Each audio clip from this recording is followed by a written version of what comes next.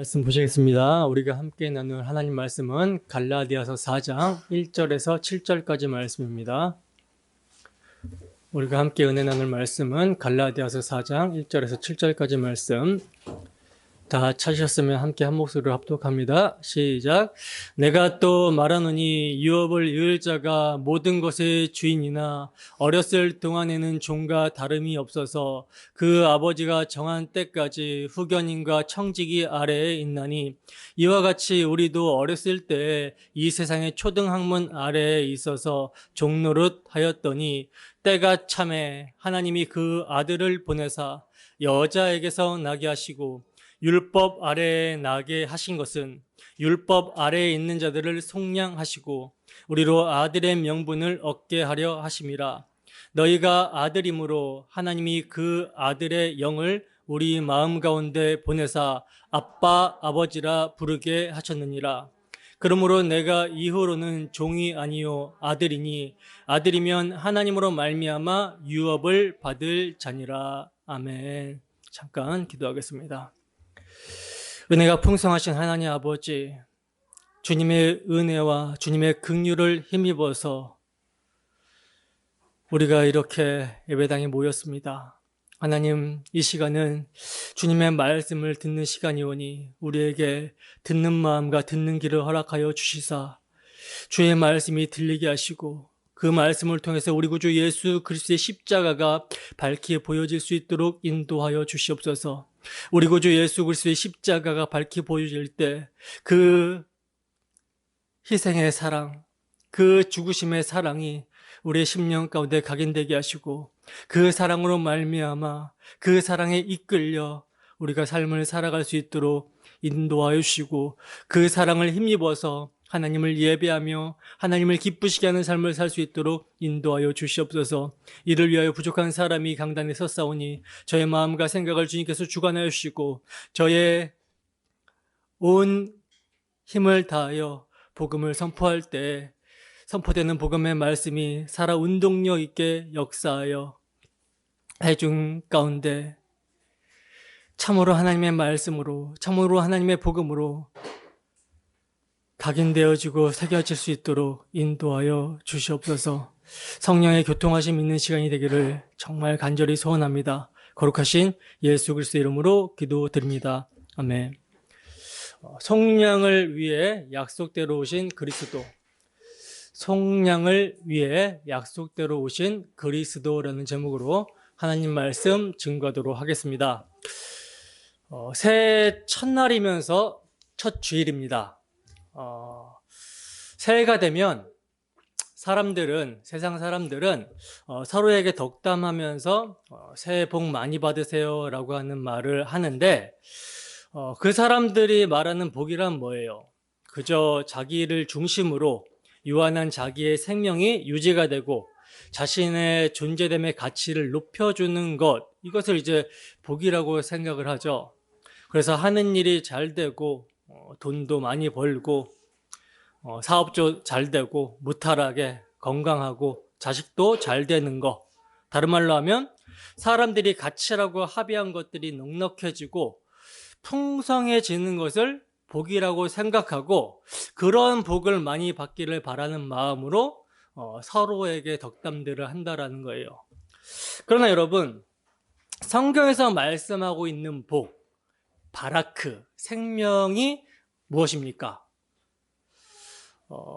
성경에서 말씀하고 있는 복은요, 하나님께서 창조하신 목적대로 피조물이 존재하는 데 필요한 생명력을 복이라고 합니다. 이걸 바라크, 복이라고 그래요.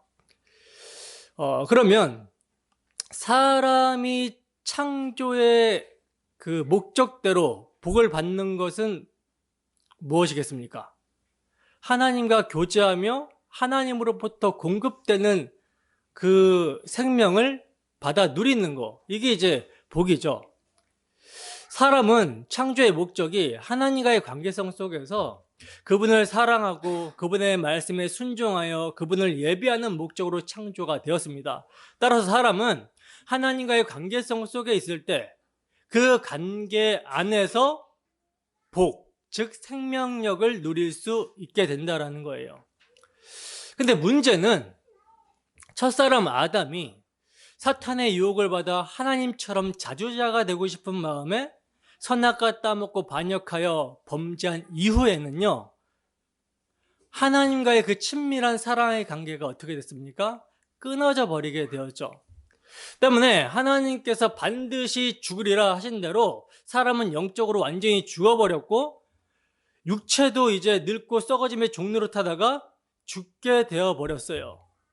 그러므로 아담 이후의 세상은요, 복이 아니라 죄로 말미암는 저주 아래, 진노 아래에 있는 세상입니다. 땅도 저주를 받아버렸어요. 그래서 모든 세상은 저주 아래에 있는 것입니다. 때문에 이러한 세상에서 새해가 되었다고 복을 받으라고 서로 복을 빌어준들, 이것은 서로 하나님의 자리에서 죄를 짓는 것이지 참으로 복을 빌어주는 것이 될 수가 없습니다. 그리고 설사 세상 사람들이 원하는 유한한 생명이 유지가 되고 자신의 존재의 가치를 높여주는 그러한 것들이 풍성해진다 하더라도 하나님과 관계없는 인생은요, 그것이 복이 아니라 저주라는 사실이에요. 그렇다면 이러한 죄 아래, 저주 아래에 있는 세상에서 진짜 복은 무엇인가? 여러분, 진짜 복이 무엇입니까? 성경에서 말씀하고 있는 진짜 복이 뭐예요? 우리 구주 예수 그리스도 안에 있는 영생이죠. 참 하나님과 그가 보내신 자 예수 그리스도를 아는 것, 이게 영생입니다. 여러분, 왜 이것을 영생이라고 하냐면 긍휼이 풍성하신 하나님의 사랑하심이 당신의 아들 성자 예수 그리스도를 화목제물로 보내주신 것으로 나타나셨고, 그리하여 그 아들 예수 그리스도의 십자가 대속의 피만이 죄인들에게 죄사함과 의롭다 하심이 되어 죄로 말미암아 끊어졌던 하나님과의 관계를 화목하게 만들기 때문이라는 거예요. 그렇기 때문에 새해 첫날, 그것도 첫 주일에 우리가 서로 복을 빌어주는 인사는 뭐여야 되겠습니까? 새해에도 우리 주 예수 그리스도로 말미암아 하나님과 화목합시다. 그 하나님과 화목하는 영생을 누립시다. 이게 이제 새해 인사가 되는 것이죠. 그리고 여러분들이 죄 아래, 저주 아래 있는 세상에서 삶을 살아가잖아요. 그럴 때 이제 세상 사람들을 만나서 여러분들이 진짜 덕담, 진짜 복을 빌어줄 수 있는 것은요, 아니 복을 비는 정도가 아니라 복을 줄 수 있는 것은요, 십자가에 못 박히신 예수 그리스도의 복음을 그들에게 전해주는 것, 이것이 진짜 그들을 위해서 복을 전해주는 것입니다. 우리는 전해주는 것까지만 하면 돼요. 그 뒤에는 누가 하세요? 성령께서 알아서 하십니다. 그러므로 제가 오늘도 새해 첫날, 첫 주일에 여러분들이 받은 복이 무엇인지, 그 복이 얼마나 영광스럽고 엄청난 것인지를 전하여 여러분들이 받은 복을 상기시킬 텐데, 성령께서 여러분들이 받은 복, 영생이라는 엄청난 복을 각성하게 하시고 누릴 수 있게 해주시기를 소원합니다. 본문 1절에서 2절 말씀 보겠습니다. 함께 읽습니다. 시작. 내가 또 말하노니 유업을 이을 자가 모든 것의 주인이나 어렸을 동안에는 종과 다름이 없어서 그 아버지가 정한 때까지 후견인과 청지기 아래에 있나니. 아멘. 자, 보시면 사도는 내가 또 말하노니 라고 말씀을 하고 있어요. 내가 또 말하노니. 이것은 중요하기 때문에 다시 한번 말한다라는 것이죠. 여러분, 우리의 본성은요, 은혜를 잘 망각합니다. 자주 잊어버려요. 속담에 보면 원수는 물의 색이고 은혜는 돌의 색이라는 말이 있지만 우리는 늘 반대로 행하고 있죠. 원수는 돌의 색이고 은혜는 물의 색이고 사는 것이 우리의 모습이라는 것입니다. 그러므로 하나님의 이러한 은혜조차 늘 잊어버리기 쉽고 자기의 행함만 챙겨내는 이러한 육체의 죄된 습관들이 우리에게 있기 때문에 사도 바울은 지금 또다시 말씀을 하고 있는 거예요. 반복해서 말씀을 하고 있는 것입니다. 그리고 여러분, 제일 좋은 교수법이 뭐예요? 제일 좋은 교수법, 반복이죠. 반복이 제일 좋은 교수법이에요. 그래서 사도는 지금 자신의 논증을 반복하여 전진하면서 꼬리에 꼬리를 물듯이 이렇게 쭉 이어나가고 있는 것입니다. 그러면 사도는 지금 무엇을 또 반복하여 말씀하고 있는 것인가? 우리가 이제 지난 시간에 살펴본 3장 마지막 부분에서 그 언급된 내용에 대해서 사도는 지금 다른 각도로 반복해서 설명을 해주고 있는 거거든요. 즉 바울 사도는요, 약속의 실체, 믿음이 오기 전과 약속의 실체, 믿음이 온 후의 상태를 부친이 사망한 뒤에 남아있는 미성년을 위해 관리인을 두는 로마 간습을 예를 들어서 반복해서 그 의미를 설명을 합니다. 여러분, 사도는 3장 마지막 절에서 너희가 그리스도께 속한 자면 곧 아브라함의 자손이요 약속대로 유업을 이을 자니라 하고 이렇게 말씀을 했는데, 근데 4장은 내가 또 말하노니 유업을 이을 자가 라고 하면서 시작이 되고 있어요. 그래서 계속해서 내용을 보시면, 그 내용이 무엇인지 보시면 유업을 이을 자가 모든 것의 주인이나 어렸을 동안에는 종과 다름이 없다라고 말씀을 하고 있죠. 즉 막대한 재산의 상속자라 하더라도 그가 미성년자, 어린 아이라면 그 유업을 관리하거나 누리지를 못하게 했었다라는 거예요. 이게 당시의 로마 관례입니다. 그래서 후견인과 청지기를 두어서 미성년자인 아들이 성장할 때까지 그들의 감독하에서 종과 같이 양육을 받도록 했다라는 거예요. 언제까지입니까?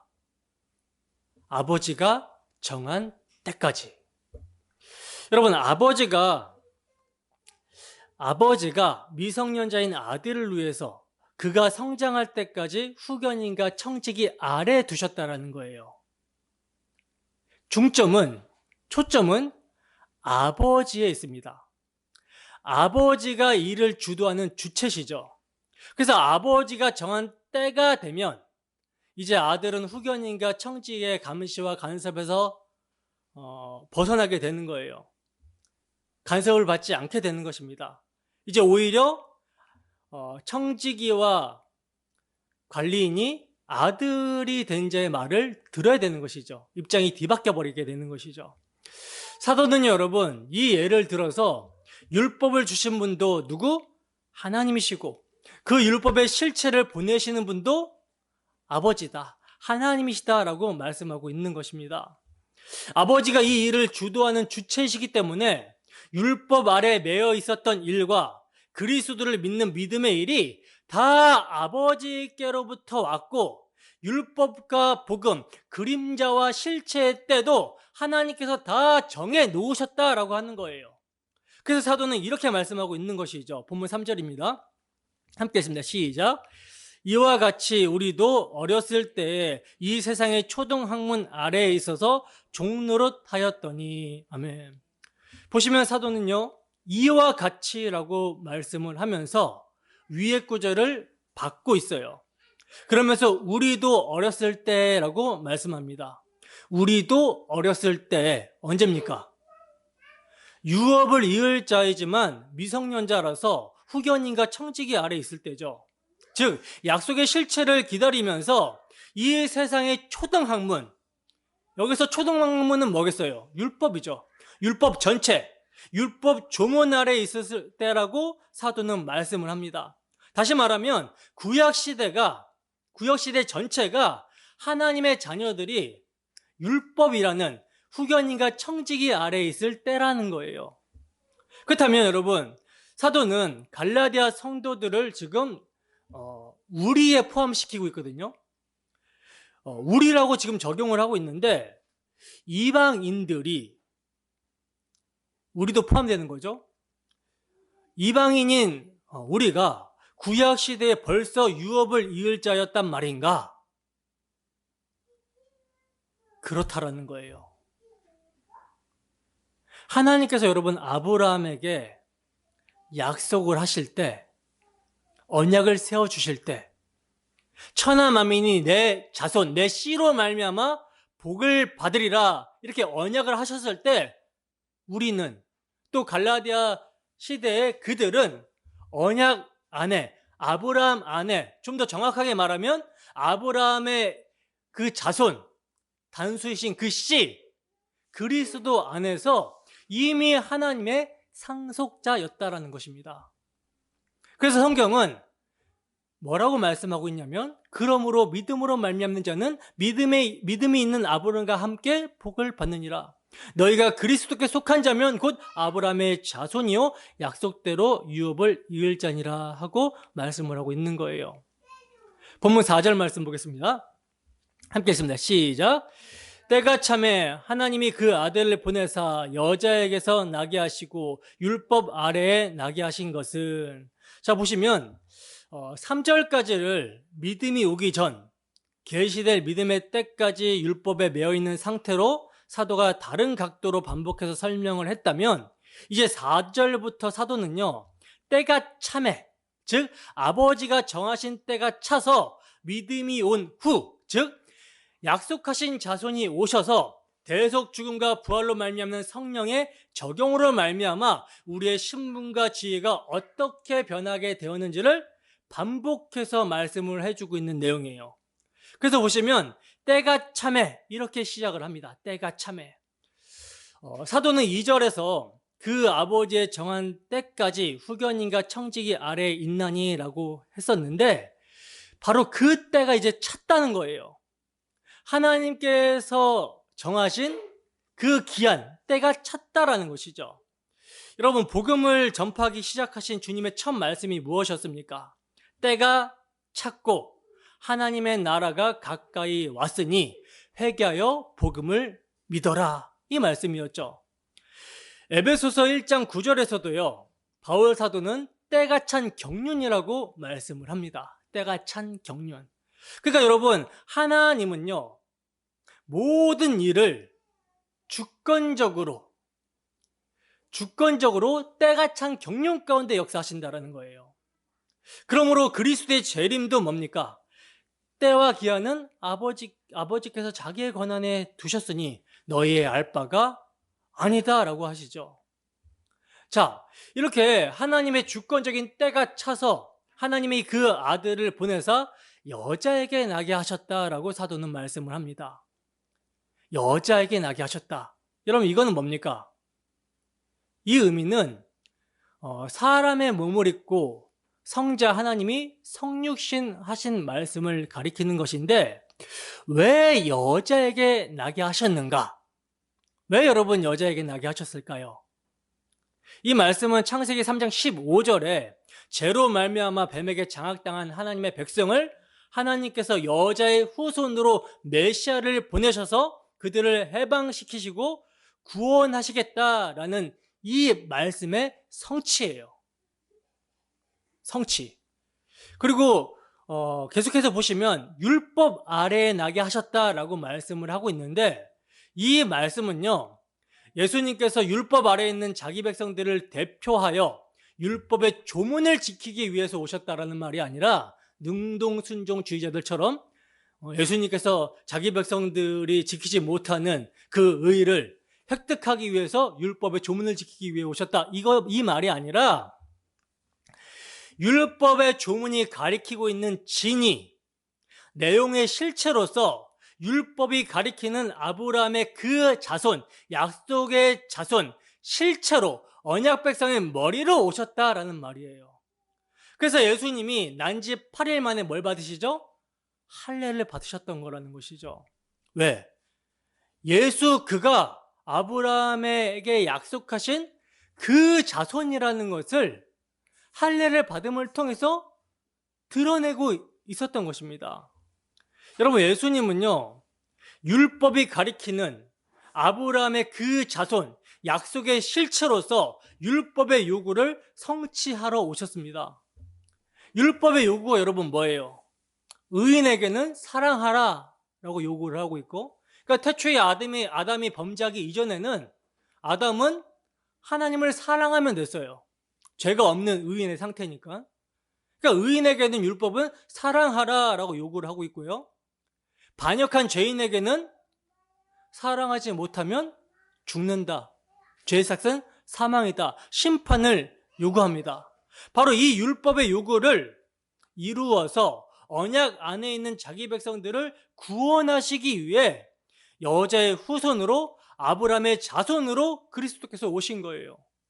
그리고 십자가의 대속의 피를 통해서 율법의 공의와 사랑, 상충될 수 없는 것처럼 여겨지는 이 공의와 사랑을 성취를 하신 것입니다. 그래서 사도는요, 본문 5절에서 이렇게 말씀하고 있는 거예요. 본문 5절 보겠습니다.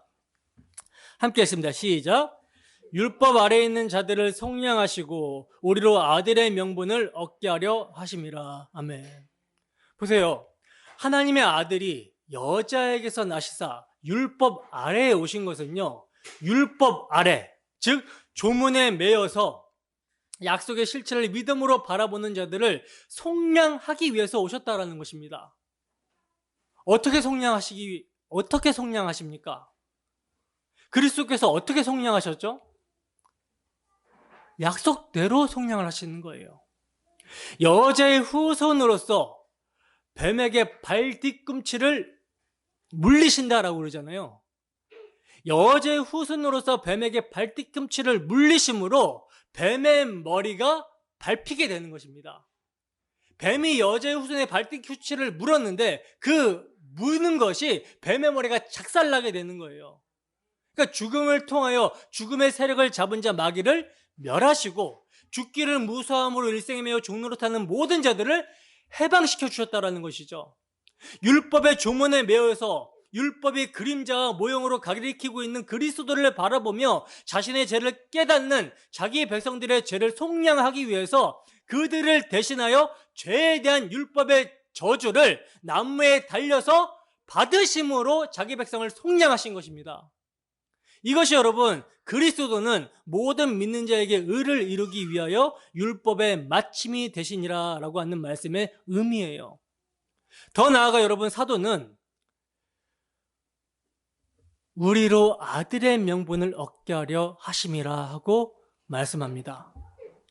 그러니까 하나님의 아들이요, 여자에게서, 그러니까 약속대로 여자의 후손으로 여자에게서 나시고 율법 아래에 나신 것은, 즉 약속의 실체로 오심은요, 율법 아래에 있는 자들을 속량하여 주신 것이 전부가 아니라, 달리 말하면 지옥만을 면하게 해주신 것이 아니라, 사도는요 더 나아가서 우리로 아들의 명분을 얻게 하려고 여자의 후손으로 율법 아래에 나셨다라고 말씀을 합니다.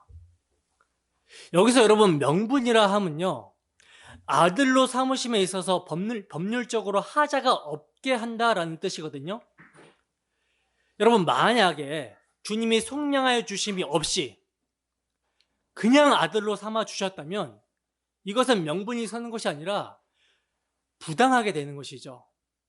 그러므로 죄의 값인 사망을 주님은 십자가로 대속, 즉 속량하시사 믿는 자들을 법적으로 하자 없이 의롭다고 여겨주셨던 거예요. 그렇다면 우리가 법적으로만 아들이 되었는가? 사도는 6절에서 이렇게 말씀합니다. 6절 말씀 함께 읽습니다. 시작. 너희가 아들이므로 하나님이 그 아들의 영을 우리 마음 가운데 보내사 아빠 아버지라 부르게 하셨느니라. 아멘. 보시면 너희가 아들, 즉 법적으로 아들이 되었으므로 하나님께서 그 아들의 영을 우리 마음 가운데 보내주셨다라고 사도는 말씀을 하고 있죠. 여러분, 아들의 영을 우리에게 주셨다라는 말씀은요, 뭘 의미하죠? 중생, 거듭남을 의미합니다. 그러니까 하나님께서는 우리를 법적으로만 아들 삼아 주신 것이 아니라 아들의 영을 주셔서 명실상부한 자녀로 삼아 주셨다라는 말씀인 거예요. 더 나아가서요, 그 아들의 영을 우리 마음 가운데 보내사 어떻게 하시게 하셨다라고 합니까? 아빠, 아버지라고 부르게 하셨다라고 말씀합니다. 우리 주 예수 그리스도의 아버지를, 그 하나님을 우리가 아버지라고 부르게 되었다라는 거예요.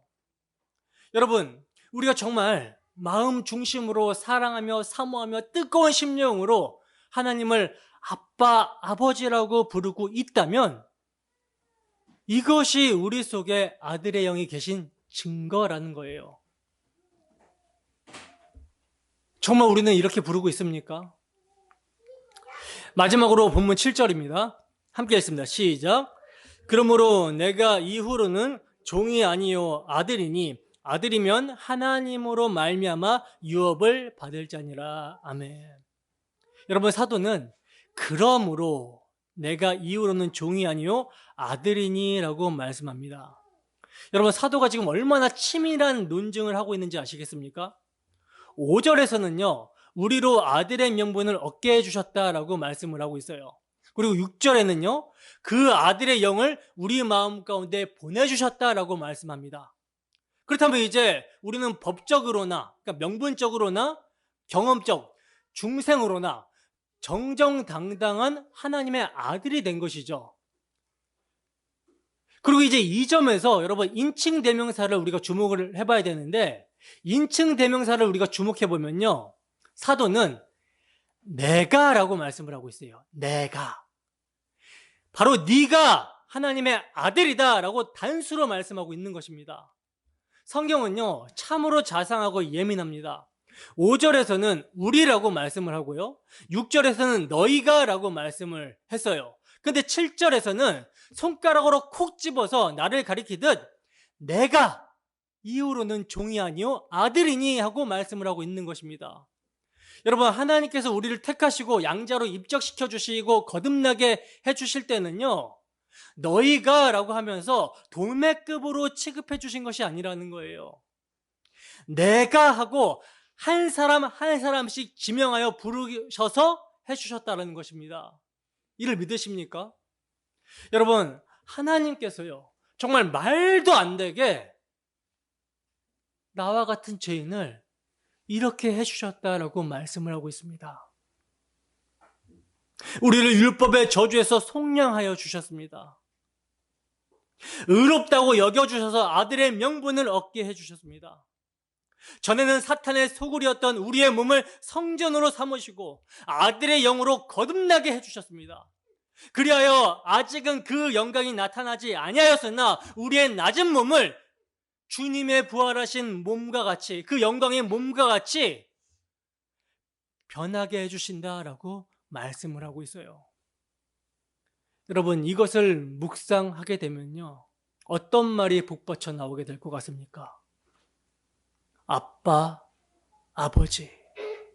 이 말이 우리의 심령 깊은 곳에서 복받쳐 나오게 되는 것이죠. 아빠, 아버지, 나와 같은 죄인을 구원하여 주심도 감사한데 아들로 삼으시고 기업을 허락하여 주심을 감사합니다.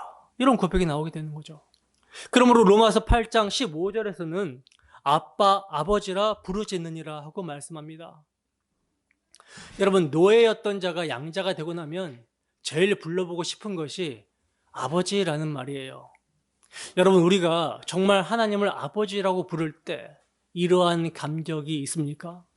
자신이 어디에서 구원을 받았는지, 자신이 어떤 존재인지를 깨닫는 자라면 우리가 받은 이 구원의 놀라운 은혜로 말미암아 이러한 감격이 있을 것입니다. 아버지라고 부를 때 이러한 감격이 있어야 마땅한 거죠. 이것이 여러분 약속하신 자손이 오신 후에 변화된 우리의 신분과 지위라는 거예요.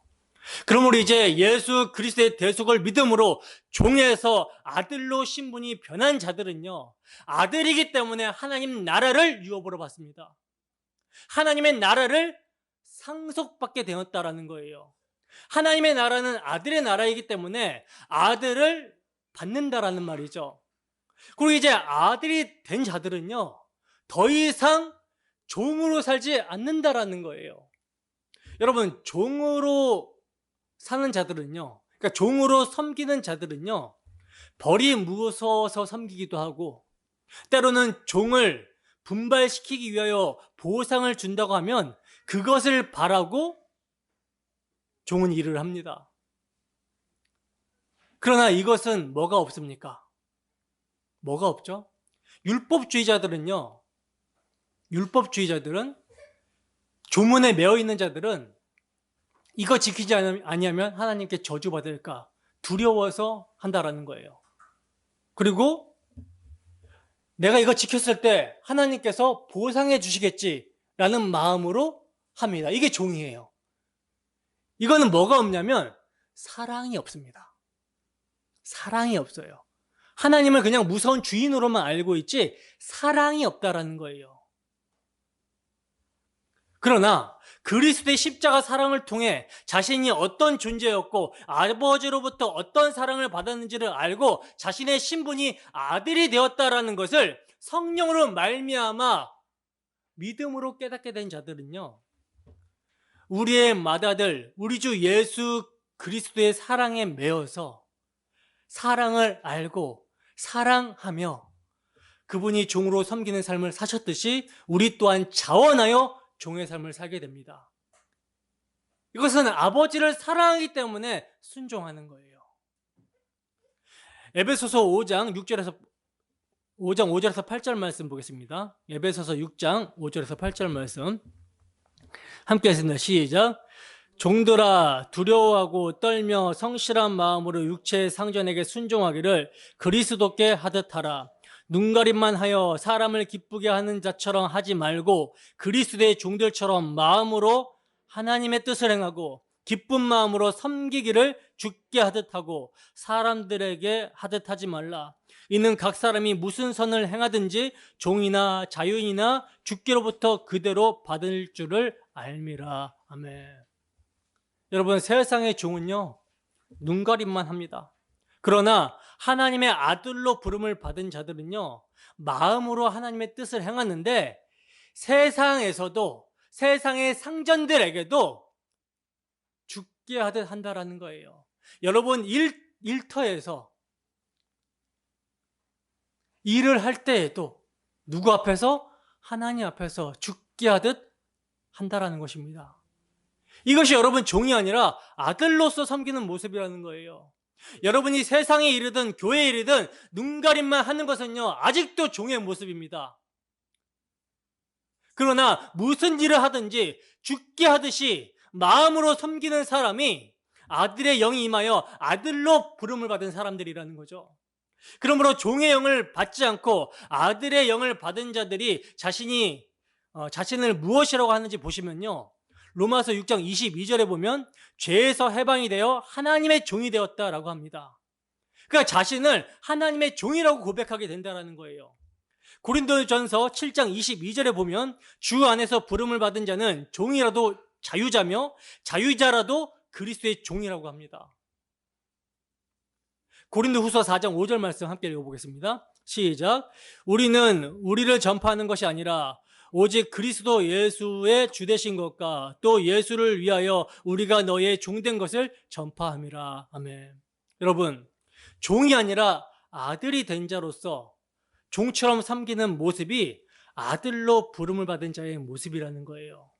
하나님의 종, 그리스도의 종, 형제들의 종이 되는 것을 기쁘게 여기는 자들이 종에서 아들로 부름을 받은 자의 모습이라는 것입니다. 어떻게 여러분, 십자가 사랑에 매여 종으로 섬기는 삶이 기쁘십니까? 그것이 우리에게 기쁨이 되고 있습니까? 이것이 하나님 나라의 삶의 원리고요, 하나님의 아들들이 된 자들의 모습이라는 거예요. 그래서 바울 사도는 율법의 조문이 아니라 율법의 실체이신 예수 그리스도로 말미암아 자유하게 된 자들은, 아들이 된 자들은 성령으로 봉사하며 그리스도 예수로 자랑하고 육체를 신뢰하지 않는다. 이것이 영적으로 할례를 받은 자, 참 언약 자손 아들이라, 이렇게 말씀하고 있는 것입니다. 여러분, 우리가 예수님의 십자가로 말미암아 종에서 아들이 되었다면 우리에게 그리스도의 영이 임하여 하나님을 아빠, 아버지라 부르게 되었다면 이제 종이 아니라 아들입니다. 그리하여 아들로 살아가게 될 것입니다. 이것이 여러분 은혜예요. 계속해서 우리는 옛사람을 부인하게 되고 아들로 살아가는 것이 기쁨이 될 것이고, 이를 위해서 성령을 보내셨고 성령께서 우리의 삶을 주장하시고 인도하십니다. 이것이 은혜죠. 이 은혜가 우리에게 언제나 항상 충만하여 기쁨으로 아들의 삶을 살아가는 우리 모두가 되기를 주님의 이름으로 축원합니다.